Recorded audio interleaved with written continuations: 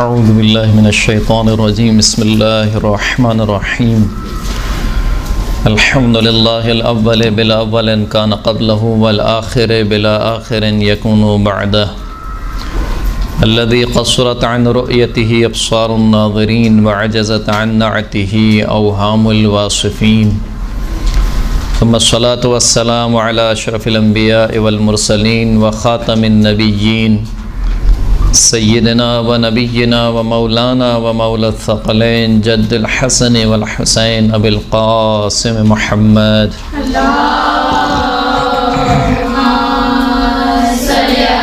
صلی اللہ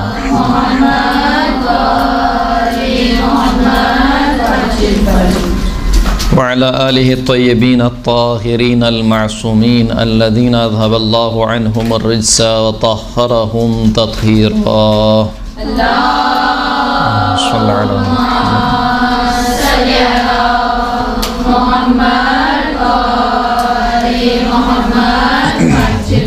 واللعنۃ الدائمۃ علی اعدائہم اجمعین اما بعد فقد قال اللہ سبحانہ وتعالی فی کتابہ المجید والفرقان الحمید بسم اللہ الرحمن الرحیم لا یکلف اللہ نفسا الا وسعها لها ما کسبت وعلیہا ما اکتسبت۔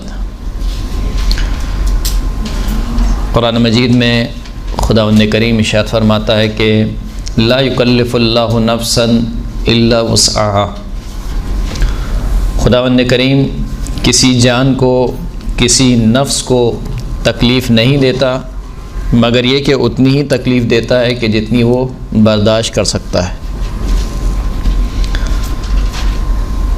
لہا ما کسبت وعلیہا ما اکتسبت، جو انسان کا نفس اعمال انجام دیتا ہے اس کا فائدہ خود انسان کے لیے ہے، وعلیہا ما اکتسبت، اور جو گناہ کوئی نفس انجام دیتا ہے تو اس کا وبال بھی اسی کے لیے ہے۔ لہٰذا خداوند کریم نے جو یہ احکامات انسان کے لیے رکھے ہیں، یہ جو شریعت نازل کی ہے، یہ شریعت ایسا نہیں ہے کہ انسان کے اوپر ضرورت سے زیادہ بوجھ ڈال دیا گیا ہو۔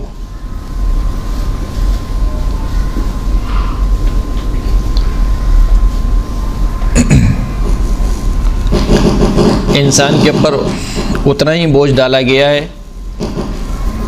کہ جتنی وہ وسعت اور جتنی وہ توان رکھتا ہے۔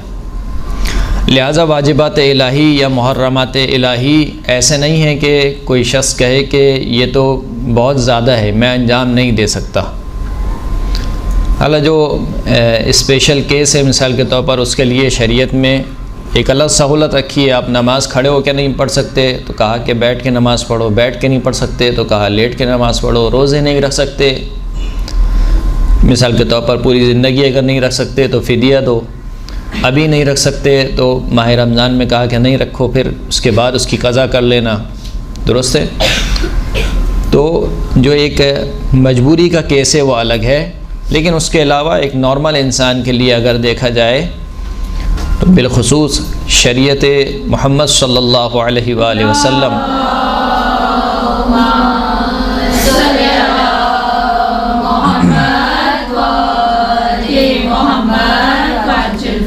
یہ جو شریعت ہے، یہ شریعت تمام شریعتوں میں سب سے آسان ترین شریعت ہے، صحیح۔ جیسے کہ اصول کافی کی روایت بھی ہے کہ بعثنی، یا خداوند کریم نے مجھے بھیجا ہے ایک ایسے دین کے ساتھ جو سیدھا دین ہے، مستقیم دین ہے، اور جس کی جو شریعت ہے وہ آسان اور سہل ہے۔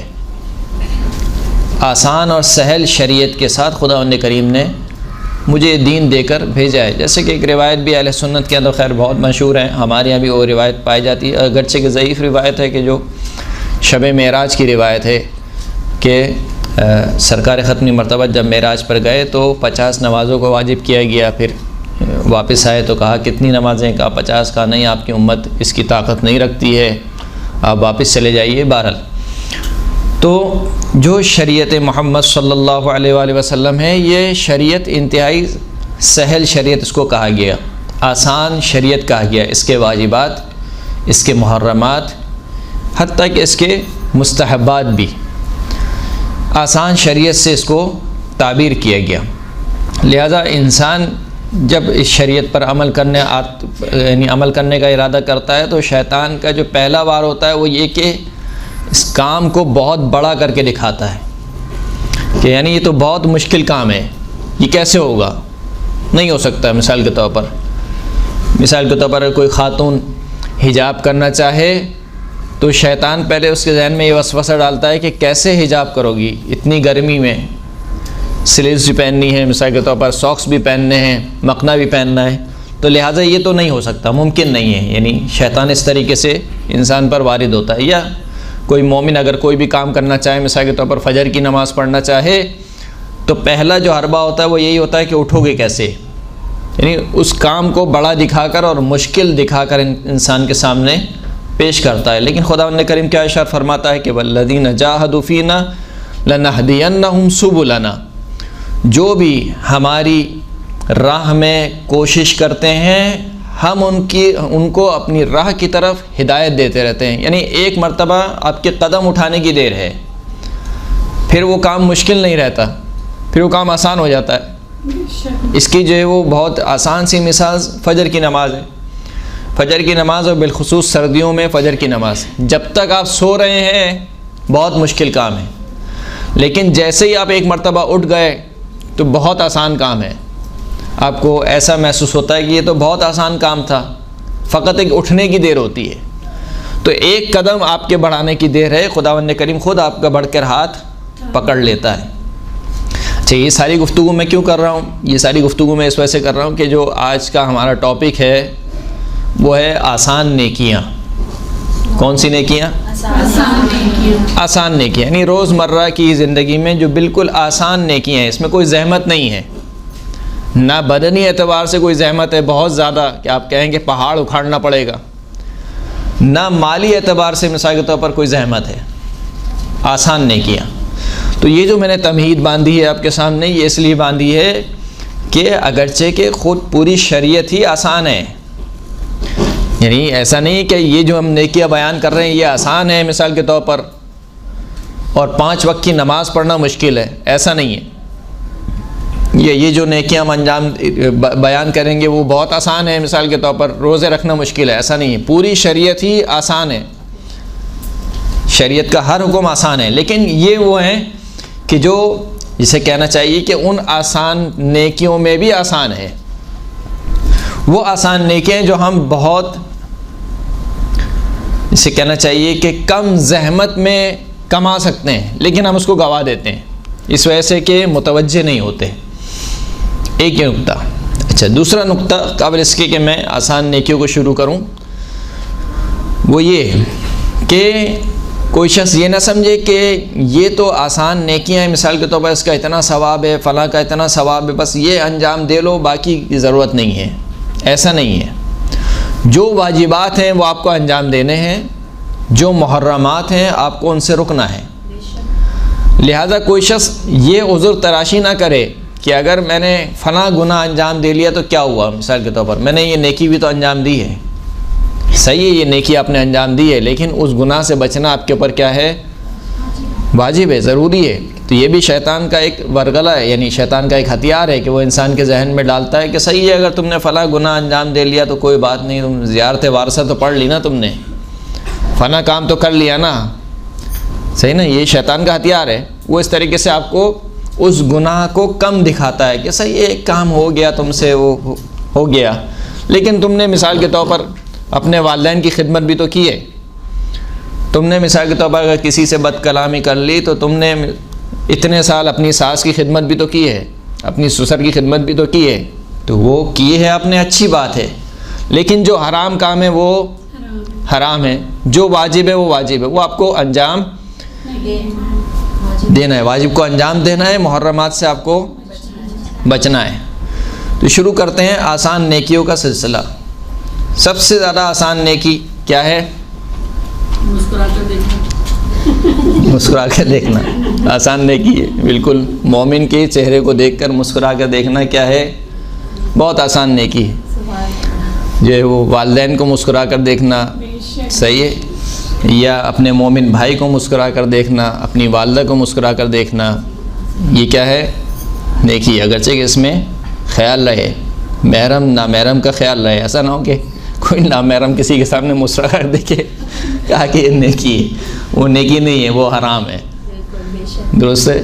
یا ادخال السرور فی قلب المؤمن، مومن کے دل کو خوش کرنا، یہ کیا ہے؟ نیکی ہے، یعنی کسی بھی اعتبار سے خوش کرنا۔ آپ کے ایک جملے سے اگر کسی کو خوشی حاصل ہو جاتی ہے تو یہ بہت بڑی نیکی ہے، لیکن خیال رہے کہ ادخال السرور کس کے ذریعے سے ہونا چاہیے؟ حرام کام کے ذریعے سے نہیں ہونا چاہیے۔ آپ کہیں گے اس کو گانا سننا بہت پسند ہے، میں گانا لگا دوں، وہ ادخال السرور نہیں ہے، یہ ادخال النار ہے، جہنم کی آتش کو داخل کرنا ہے۔ تو ادخال السرور مثال کے طور پر، اور بہت سی روزمرہ کی ایسی نیکیاں ہیں جو بہت آسان ہیں۔ جس نیکی کو ہم بیان کرنا چاہتے ہیں وہ کیا ہے؟ بچوں کو ہم سکھاتے ہیں۔ جب ہمارا بچہ جاتا ہے مدرسے کی پہلی کلاس میں یا اسکول کی پہلی کلاس میں، اسلامیت کا غالباً سب سے پہلا درس ہوتا ہے، کیا ہوتا ہے؟ ہر کام سے پہلے بسم اللہ الرحمن الرحیم پڑھنا، ہر کام سے پہلے۔ اب یہ اتنا عام ہو گیا ہے کہ ہم شاید اس کی جو اس کا ثواب ہے یا اس کی جو اہمیت ہے اس سے غافل ہو گئے ہیں، یا اس کو وہ اہمیت نہیں دیتے ہیں۔ ہر کام سے پہلے، ہر کام کا مطلب یعنی ہر کام کا مطلب یعنی کوئی بھی چھوٹا یا بڑا کام ہو، ہر کام سے پہلے بسم اللہ الرحمن الرحیم پڑھنا، یہ ایک نیکی ہے۔ اس کا ثواب کتنا ہے؟ سرکار ختمی مرتبہ حضرت محمد مصطفیٰ صلی اللہ علیہ وآلہ وسلم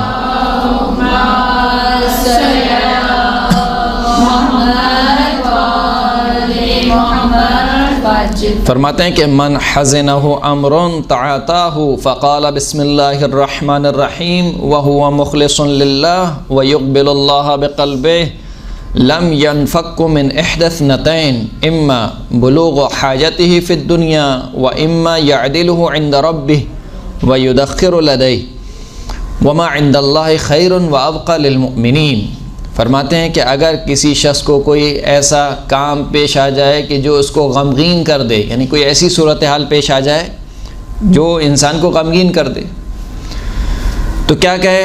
جب ایسی صورتحال پیش آئے تو کہے بسم اللہ الرحمن الرحیم، یہ کہے، بس چھوٹا سا جملہ بسم اللہ الرحمن الرحیم، لیکن کس حالت میں کہے؟ وَهُوَ مُخْلِصٌ لِلَّهِ، خالصتاً اللہ کے لیے کہے، وَيُقْبِلُ اللَّهَ بِقَلْبِهِ، اور بسم اللہ کہتے وقت اللہ کی طرف متوجہ ہو۔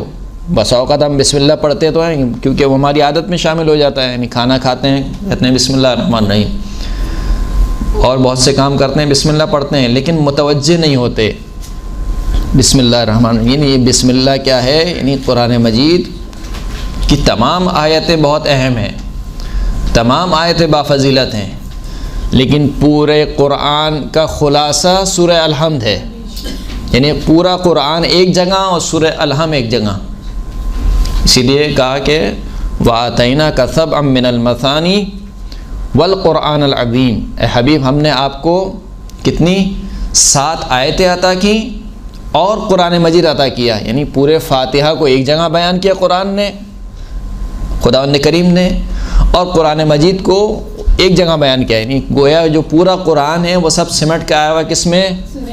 سورہ الحمد میں، اور کہا کہ سورہ الحمد میں جو کچھ ہے وہ بسم اللہ میں ہے۔ عظیم ترین آیت، یعنی پورے قرآن کی جو عظیم ترین آیت ہے وہ بسم اللہ الرحمن الرحیم ہے۔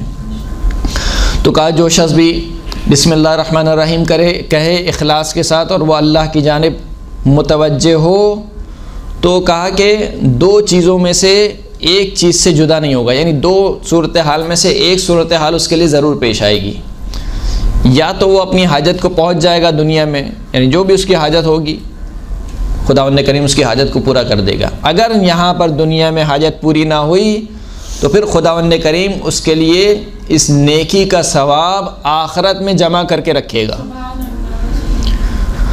یعنی جو اس نے بسم اللہ کہا ہے اس بسم اللہ کا ثواب آخرت میں اس کے لیے کیا کرے گا؟ جمع کر کے رکھے گا۔ اور پھر سرکار فرماتے ہیں کہ جو کچھ اللہ کے پاس ہے وہ بہتر بھی ہے اور وہ زیادہ باقی رہنے والا ہے مومنین کے لیے، دنیا تو بہرحال ختم ہو جائے گی، اگر دنیا کی حاجت پوری ہو گئی تو بہرحال دنیا ختم ہونے والی ہے، ہم سب بھی ختم ہونے والے ہیں، دنیا ختم ہو جائے گی، لیکن آخرت ختم ہونے والی نہیں ہے۔ 8ویں امام امام علی رضا علیہ الصلوۃ والسلام سے روایت ہے، صلی اللہ علیہ محمد وعلی محمد،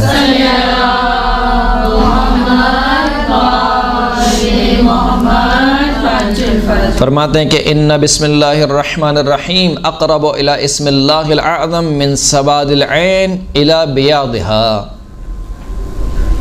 ہم سب کی آنکھوں میں کیا ہے؟ ایک سفیدی ہے اور ایک سیاہی ہے۔ یہ سفیدی اور سیاہی کتنے قریب ہیں آپس میں؟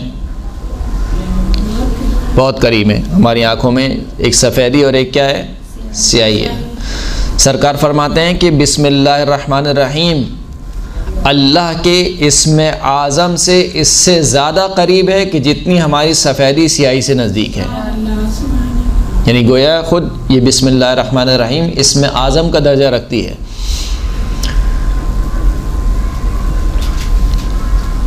امیر المؤمنین علی ابن ابی طالب علیہ الصلوۃ والسلام کی خدمت میں صلی اللہ علیہ محمد وآل محمد،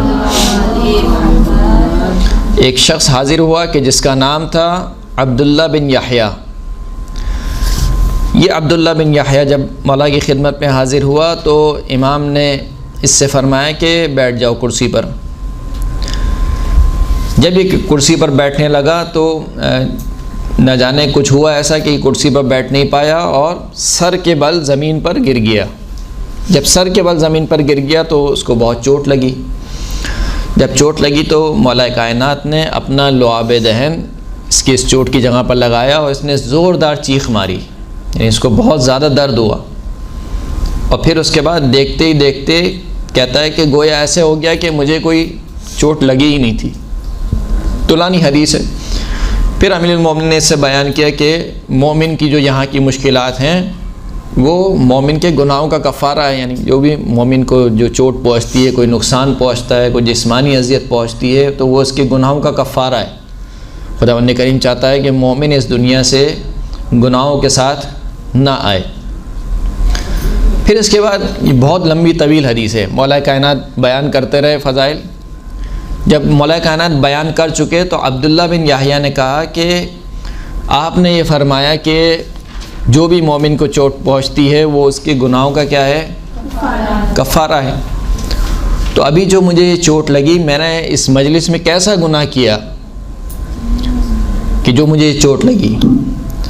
تو مولا نے فرمایا کہ تم نے بیٹھتے وقت بسم اللہ الرحمن الرحیم نہیں کہا۔ تم بیٹھ رہے تھے اس وقت تم نے بسم اللہ الرحمن الرحیم نہیں کہا، لہٰذا خداوند کریم نے اس کا جبران یہ کیا ہے کہ تمہارے جسم میں چوٹ لگائی ہے، زخم لگایا جائے۔ تو یہ بسم اللہ الرحمن الرحیم بہت سی ایسی چیزیں، یعنی مجھے احساس ہو رہا ہے، ممکن ہے کہ آپ یہ سمجھیں کہ یہ تو بہت ہی معمولی سی بات ہے۔ معمولی اس وجہ سے ہو گئی کہ ہم نے اس کو معمولی سمجھا ہے، ہم اس کی اہمیت کو نہیں سمجھ رہے ہیں۔ یعنی اگر یہ درس مثال کے طور پر آج کوئی سنے گا تو کہے گا کہ شاید یہ جو چھوٹے بچوں کو درس پڑھایا جاتا ہے پہلی کلاس میں، شاید وہ والا درس ہے کہ جہاں پر بسم اللہ کے فضائل بیان کیے جا رہے ہیں، لیکن بالآخر یہ یاد دہانی کیا ہے؟ ضروری ہے۔ تو مولانا نے فرمایا کہ تم نے بسم اللہ الرحمن الرحیم نہیں پڑھا، لہٰذا یہ کفارہ تھا کہ تمہیں خداوند کریم جو ہے وہ مبتلا کرے۔ اسی سے ملتی جلتی حدیث امام جعفر صادق علیہ الصلوۃ والسلام سے، صلی اللہ علیہ محمد وعلی محمد۔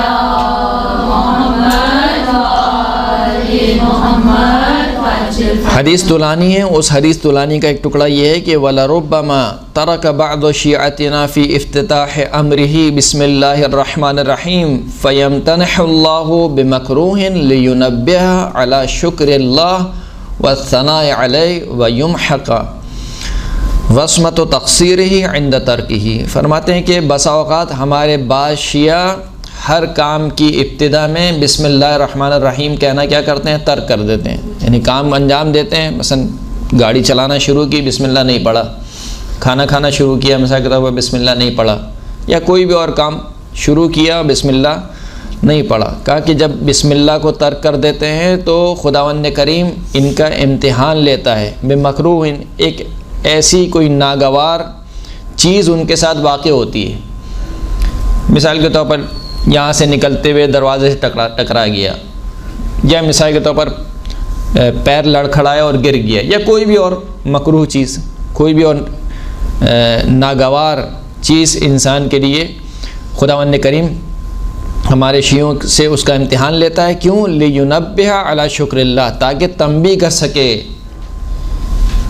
اس چوٹ کے ذریعے سے یا اس ناگوار چیز کے ذریعے سے اللہ کے شکر کے اوپر اور اللہ کی حمد و ثنا کے اوپر، اور تاکہ جو اس نے ترک کیا ہے بسم اللہ کو، اگرچہ کہ یہ ترک اولا میں آتا ہے، یعنی واجب نہیں ہے، کسی بھی فقیہ نے کسی بھی توضیح المسائل میں واجب قرار نہیں دیا کہ وضو کرنے سے پہلے بسم اللہ کہیں یا کھانے سے پہلے بسم اللہ کہیں، یا مثال کے طور پر کسی بھی کام سے پہلے بسم اللہ کہیں، کوئی واجب نہیں ہے، سوائے نماز میں کہا کہ نماز میں جو ہے وہ جزء سورہ ہے، اس کو جہر سے پڑھنا واجب ہے مردوں کے لیے فجر اور مغربین میں، لیکن اس کے علاوہ عام زندگی میں کسی نے نہیں کہا کہ یہ کام جو ہے وہ واجب ہے۔ لیکن بہرحال کچھ مستحبات ایسے ہوتے ہیں جو انسان کی زندگی میں اثر کرتے ہیں، تاثیر رکھتے ہیں، ان مستحبات کا اثر ہے۔ مثال کے طور پر کہا کہ فجر طلوع ہونے کے بعد اور سورج طلوع ہونے سے پہلے نہ سو۔ کیوں نہ سو؟ کہا کہ کیونکہ اس ٹائم پیریڈ میں خداوند کریم اپنا جو رزق ہے، رزق کا اضافی حصہ تقسیم کرتا ہے، یعنی ایک وہ حصہ ہے جو تقسیم ہو چکا ہے، جو ملنا ہے، آپ کے اور میرے حصے کا رزق لکھ دیا خداوند کریم نے کہ اس کو یہ رزق ملنا ہے، لیکن یہ جو ٹائم پیریڈ ہے اس میں گویا ایک طریقے سے نیاز بڑھ رہی ہوتی ہے، بونس، تبرک بڑھ رہا ہوتا ہے۔ اب اس ٹائم پیریڈ میں اگر کوئی شخص سو گیا تو پھر وہ کیا ہے، سوتا رہ جائے گا، لیکن اگر جاگ گیا، یعنی کیا ہے، کام کیا ہے، کچھ کرنا نہیں ہے، آپ کو جاگتے رہنا ہے، یعنی ایسا نہیں ہے کہ اگر آپ مثال کے طور پر جاگ کے پوری ایک تسبیح نکالیں گی سبحان اللہ کی یا مثال کے طور پر تسبیحات اربع کی تبھی آپ کو ملے گا، نہیں، کہا صرف جاگنے پہ دے دوں گا۔ آپ کو کیا کرنا ہے، طلوع فجر سے لے کر طلوع آفتاب تک جاگنا ہے۔ تو یہ اگرچہ کہ مستحب عمل ہے لیکن تاثیر رکھتا ہے ہماری زندگی میں۔ اسی طریقے سے اور بہت سے ایسے کام ہیں جو بہت چھوٹے چھوٹے کام ہیں لیکن ان کا اثر ہے ہماری زندگی میں، ہم شاید اس کو متوجہ نہیں ہوتے، لہٰذا ہم جو وہ انجام نہیں دیتے۔ تو لہٰذا امام فرماتے ہیں کہ ہمارے جب بعض شیعہ ترک کر دیتے ہیں تو پھر خداوند کریم کسی ناگوار واقعے میں ان کو مبتلا کرتا ہے۔ علا بن فضیل سے روایت ہے، امام فرماتے ہیں کہ اذا توضأ احدکم ولم یسمى کان للشیطان فی وضوئه وصلاته شرک وان اکل او شرب او لبس او وكل شيء صنعه ينبغي له ان يسمي عليه فان لم يفعله كان للشيطان فيه شرك۔ امام فرماتے ہیں کہ جو شخص بھی وضو انجام دے، وضو سے پہلے بسم اللہ نہ پڑھے، وضو انجام دے اور وضو سے پہلے بسم اللہ نہ پڑھے، کھانا کھائے کھانے سے پہلے بسم اللہ نہ پڑھے، پانی پیے پانی پینے سے پہلے بسم اللہ نہ پڑھے، یا جو بھی کام کرے اس کام سے پہلے بسم اللہ نہ پڑھے تو شیطان اس کے کام میں شریک ہو جاتا ہے۔ یہ آپ سوچیں کہ وضو میں شیطان شریک ہو رہا ہے، کھانے میں شیطان شریک ہو رہا ہے، پانی میں شیطان شریک ہو رہا ہے۔ ایک اور بہت مزے کی روایت میں جب مطالعہ کر رہا تھا تو میرے سامنے گزری، اگرچہ کہ شاید میں اس روایت کا حوالہ نہیں ڈھونڈ پایا، لیکن ایک روایت یہ تھی کہ دو شیطان تھے، ایک شیطان بہت ہی موٹا تازہ اور دوسرا شیطان بہت ہی لاغر۔ وہ جو موٹا تازہ شیطان تھا اس نے لاغر سے پوچھا بھائی تمہاری یہ حالت کیسے ہے، کچھ کھاؤ پیو، کچھ جان وان بناؤ۔ کہا کہ میں ایسے شخص پر مسلط ہوں جو کوئی کام نہیں کرتا مگر بسم اللہ سے شروع کرتا ہے، لہٰذا میری کسی کام میں شراکت نہیں ہے۔ پھر اس لاغر نے پوچھا تم اتنے موٹے تازہ کیوں ہو؟ کہا میں ایسے شخص کے پر مسلط ہوں جب کھاتا ہے تو بسم اللہ نہیں پڑھتا، پیتا ہے تو بسم اللہ نہیں پڑھتا، لہٰذا میں اس کے ساتھ شریک ہوں، جو وہ کھاتا ہے وہ میں کھاتا ہوں، جو وہ پیتا ہے وہ میں پیتا ہوں، تو لہٰذا میں موٹا تازہ ہوں۔ یہ بہرحال ایک روایت تھی جو میں نے پڑھی تھی لیکن میں اس کا حوالہ نہیں ڈھونڈ پایا۔ ایک صلوات پڑھے محمد و آل محمد۔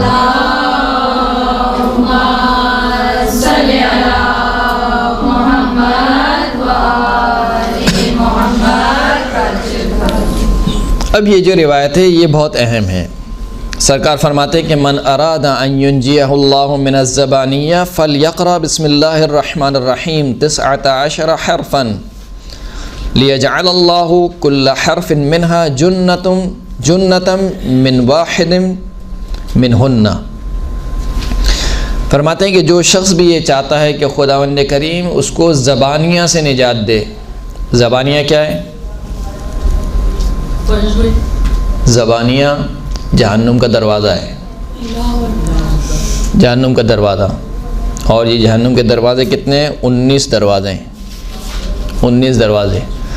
کہا جو شخص بھی 19 دروازوں سے بچنا چاہتا ہے، یہ چاہتا ہے کہ 19 دروازوں سے بچ جائے، تو وہ کہے بسم اللہ الرحمن الرحیم. کتنا چھوٹا سا عمل ہے. سبحان اللہ. کہا بسم اللہ الرحمن الرحیم کہے.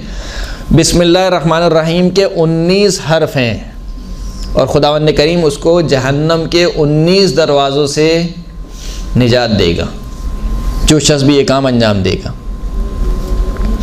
عبداللہ ابن مسعود روایت کرتے ہیں کہ من قرأ بسم اللہ الرحمن الرحیم کتب اللہ له بكل حرف 4000 حسنۃ ومحى عنہ 4000 سیئۃ ورفع له 4000 درجۃ. عبداللہ ابن مسعود فرماتے ہیں کہ سرکار نے ارشاد فرمایا کہ جو شخص بھی بسم اللہ الرحمن الرحیم پڑھے، خداوند کریم ہر حرف کے بدلے، کتنے حرف ہیں بسم اللہ میں؟ 19. ہر حرف کے بدلے 4000 نیکیاں لکھے گا. اب 4000 ملٹیپلائی بائی کتنے؟ 19. 4000 نیکیاں لکھے گا. ہر حرف کے بدلے 4000 گناہوں کو مٹا دے گا اور ہر حرف کے بدلے 4000 درجات کو بلند فرمائے گا. صلوات پڑھے محمد و آل محمد.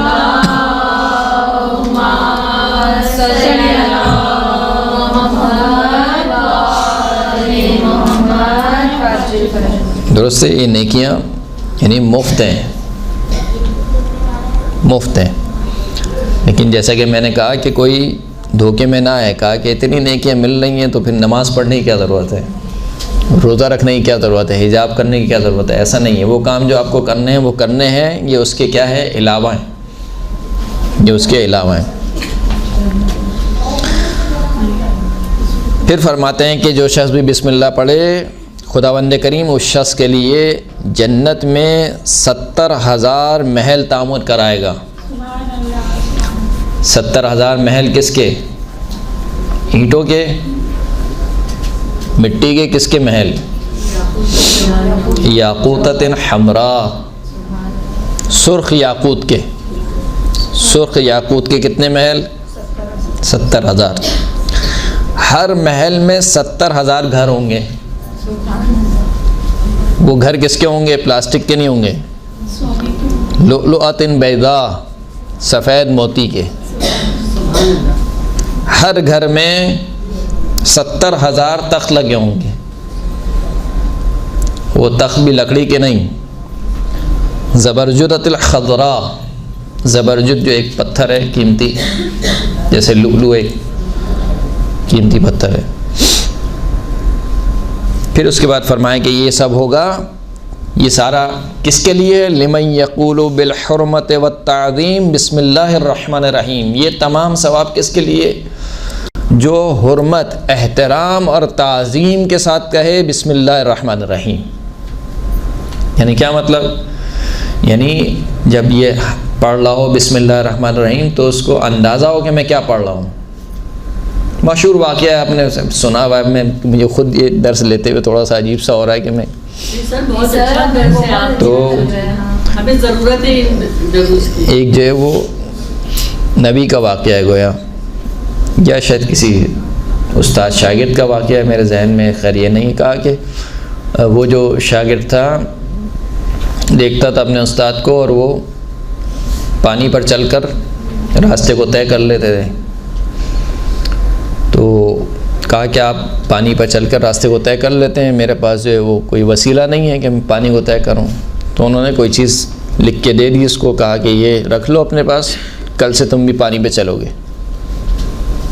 چل دیے کہ وہ بھی پیچھے پیچھے چل دیا.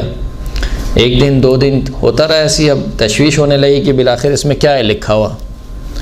تو ایک دن وسط پانی میں اس نے کیا کیا، کھولا، اور کھول کے دیکھا تو کیا لکھا تھا، کہ بس یہ بسم اللہ، وہیں پہ کیا ہو گیا، ڈوب گیا. تو یہ معنی ہے یہاں پر کہ یقول بالحرمت والتعظیم، یعنی بسم اللہ کی حرمت اور تعظیم کو جانتا ہوں، چھوٹا شمار نہ کرے، چھوٹا شمار نہ کرے. سرکار فرماتے ہیں کہ اذا قال العبد عند منامه بسم اللہ الرحمن الرحیم یقول اللہ ملائکتی اکتبوا نفسه الى الصباح. فرماتے ہیں کہ جو شخص بھی سونے سے پہلے بسم اللہ الرحمن الرحیم کا، یعنی کتنا آسان کام ہے، یعنی سونے سے پہلے شاید وضو کرنا مشکل ہے، حالانکہ وہ بھی آسان ہے، لیکن اس کی نسبت کیا ہے، مشکل ہے. اگر آپ سے کہا جائے کہ وضو کرنا مشکل ہے یا یہ بسم اللہ پڑھنا آسان ہے، تو بسم اللہ پڑھنا آسان ہے. بہرحال اتنا آسان کام ہے. کہا سونے سے پہلے بسم اللہ الرحمن الرحیم کہے، کیا ہوگا؟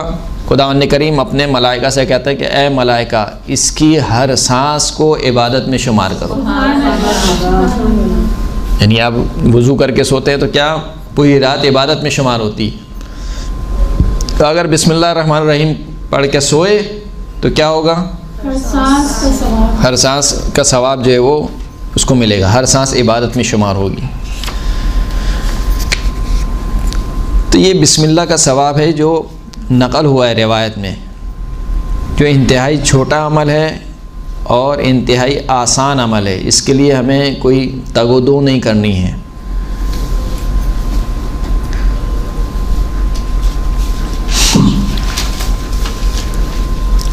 ایک حدیث میں ارشاد ہوا کہ ان اللہ یقول انا احق من سئل و اولا من تضرع الیہ فقولوا عند افتتاح کل امر صغیر وعظیم بسم اللہ الرحمن الرحیم. خداوند کریم ارشاد فرماتا ہے کہ میں سب سے زیادہ یہ حق رکھتا ہوں کہ مجھ سے سوال کیا جائے، اور میری ذات سب سے زیادہ یہ حق رکھتی ہے کہ میری طرف متوجہ ہوا جائے. یعنی جب بھی کوئی مشکل پیش آئے تو انسان خدا کی طرف متوجہ ہو. بس اے میرے بندو، ہر چھوٹے بڑے کام سے پہلے بسم اللہ الرحمن الرحیم کہو. یعنی انسان بسا اوقات بڑے کام میں انسان پھر بھی تھوڑا کیا کرتا ہے، خیال رکھتا ہے کہ یار یہ بہت بڑا کام ہے تو اس میں بسم اللہ کہنا چاہیے. مثال کے طور پر نئے گھر میں انسان داخل ہوتا ہے تو کہا کہ نہیں، نئے گھر میں داخل ہو رہا ہوں تو اس میں بسم اللہ کہہ کر داخل ہونا چاہیے. کہا کہ نہیں، ہر چھوٹے بڑے کام میں. اب ہر چھوٹے سے چھوٹا کام کیا ہو سکتا ہے؟ مثلا کرسی سے کھڑا ہونا، مثلا کرسی پہ بیٹھنا، یہ بہت چھوٹا کام ہے. کہ ہر چھوٹے بڑے کام سے پہلے کیا کہو، بسم اللہ الرحمن الرحیم. بسم اللہ الرحمن الرحیم کا مطلب کیا ہے؟ ای استعین علی ھذا الامر باللہ الذی لا تحق العبادۃ لغیرہ. میں مدد مانگتا ہوں اس کام میں خداوند کریم سے کہ عبادت اس کے علاوہ کسی کے لیے سزاوار نہیں ہے، اور اسی سے مدد مانگتا ہوں اور اسی کی طرف متوجہ ہوتا ہوں.